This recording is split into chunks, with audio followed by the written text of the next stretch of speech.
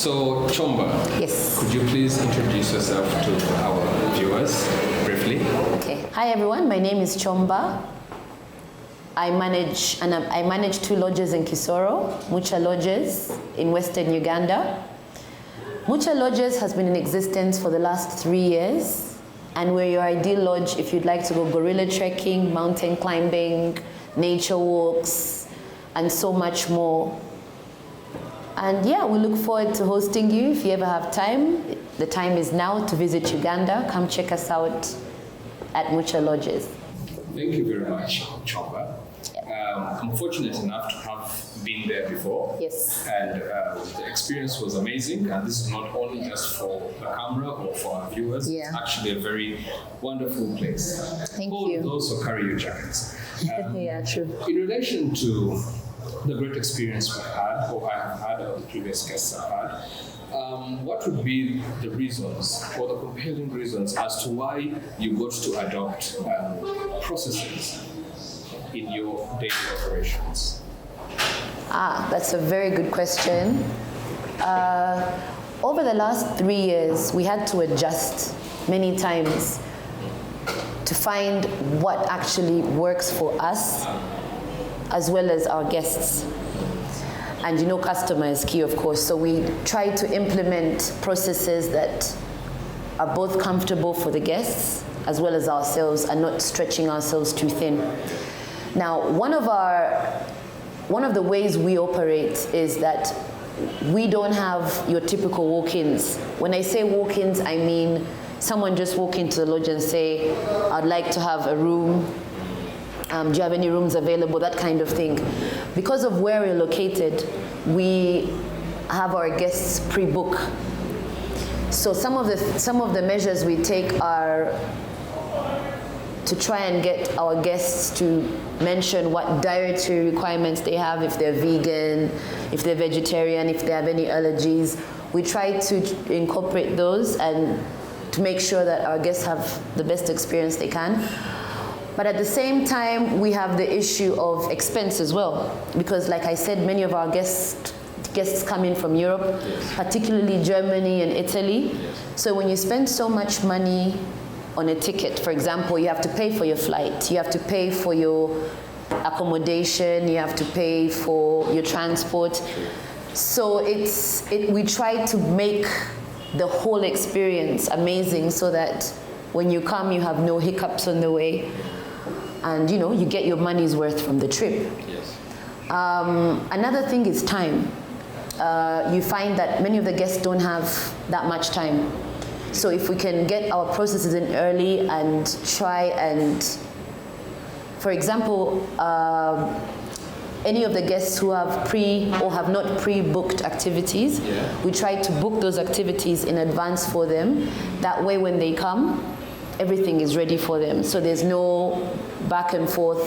Particularly gorilla trekking, for example, there's a high demand. So you find that permits do run out. Yes. So they can do it through their tour operators, or with us directly. We could purchase their permits. Okay. That way it allows them to just come in and just full board experience without the back and forthness, and so that's those particularly 3 things: the expense, the distance, and the time are what we have tried to focus. That's interesting you mentioned, because now that you say even the time that we were there with a couple of people, we managed to have that seamless experience. Absolutely, where everything was kind of planned for in advance. All we had to do was just be present. In relation to that, probably looking at the scope of hospitality in Uganda, what do you think are the current limitations of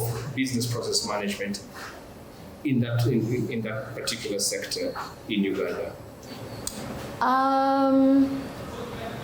There are a couple that come to mind. One in particular is, I don't know if you've noticed before, but in the hospitality industry, if you go to many of our high-end hotels, like the 4-star, 5-star hotels and lodges, you tend to find that many of the workers are foreigners.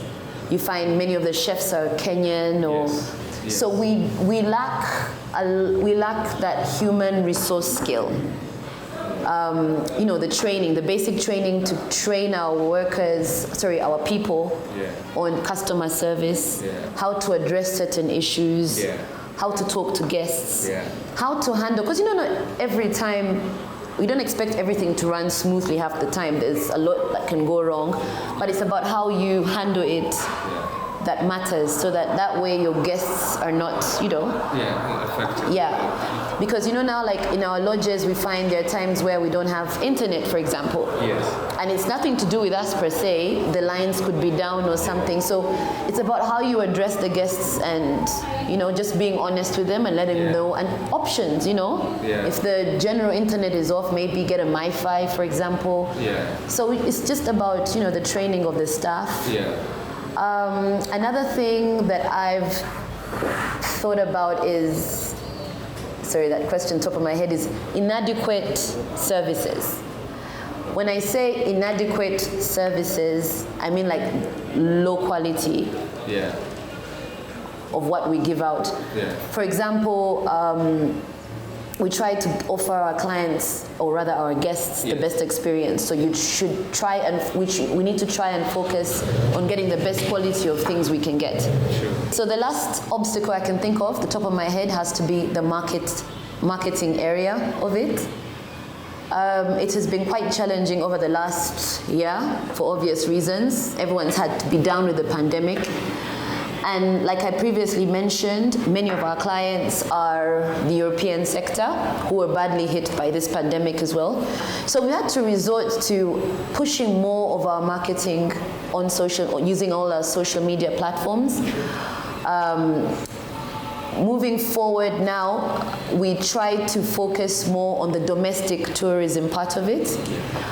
We've had a lot of discounts put out, and with the help of UA as well, who've cut down on their gorilla permits. And actually, I think generally all the park visits for, let's say, the Queen Elizabeth and all those places, you can actually go visit the animals, visit Uganda on a discounted price. So what we tend to do then was to back ride off them and discount our accommodation rates. Yes, exactly. That way then we can balance out. So if they come to see the gorillas or whatever, they have a cheaper accommodation to stay with and just have a better good experience in seeing the beauty Uganda has to offer. That said, we look forward to increasing more of our marketing through our website, which you can find us on www.muchalodges.com. We have social media platforms. We're on Instagram as well, Mucha Lodges, @Mucha Lodges. We're on Twitter, @Mucha Lodges on Twitter, and Facebook, which is the Mucha Lodges page.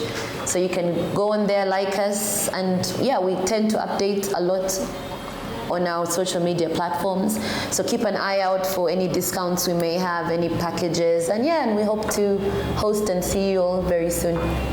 Thank you very much, Chomba.